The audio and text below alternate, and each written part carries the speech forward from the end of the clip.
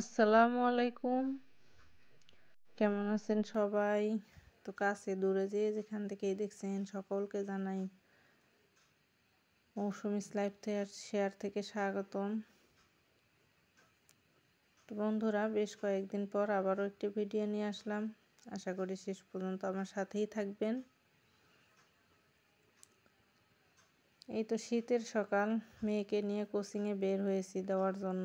তো হাঁটতে হাঁটতে সুন্দর দৃশ্যগুলো চোখে পড়লো।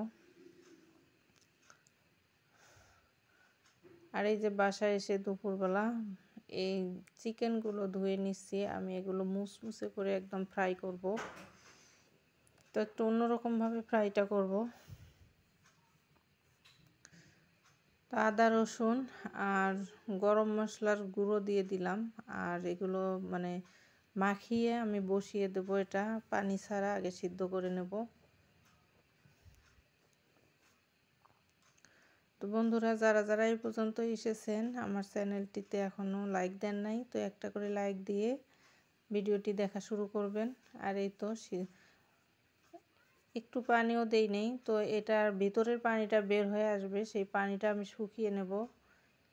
এজন্য বসিয়ে দিয়ে সিদ্ধ করে নিচ্ছি। তো এই তো পানিটা একদম শুকিয়ে গেছে। তো এরপরে যদি আমি মাংসটা ভাজি তো দারুণ হবে, খেতেও দারুণ মজা আর মুসমুসে হবে।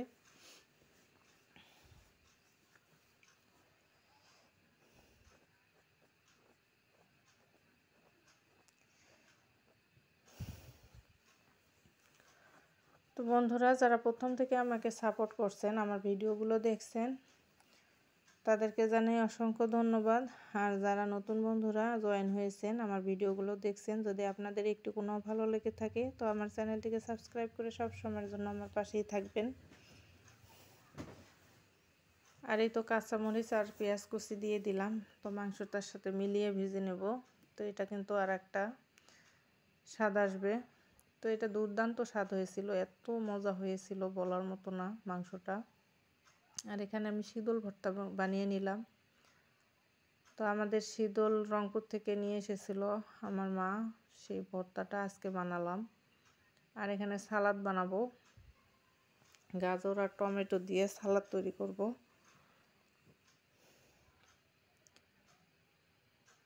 তো দুপুরের জন্য এই সাদা শীতের রান্নাগুলো কিন্তু শীতের দিনে অনেক ভালো লাগে খেতে। তো ডাল রান্না করেছি, শীতল ভর্তা, মাংস ফ্রাই। এই যে কালারটা দারুণ হয়েছে চিকেনটার।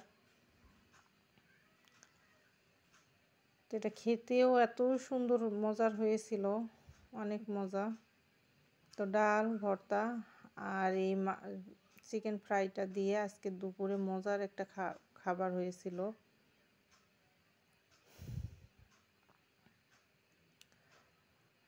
তো রেডি করেছি, সবাই একসাথেই খাবো।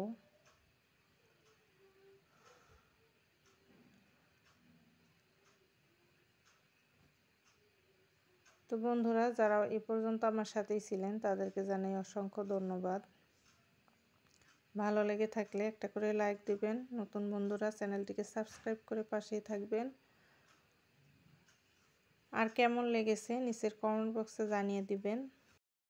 তো বন্ধুরা, আজকের মতো এখানেই শেষ করছি। আল্লাহ হাফেজ।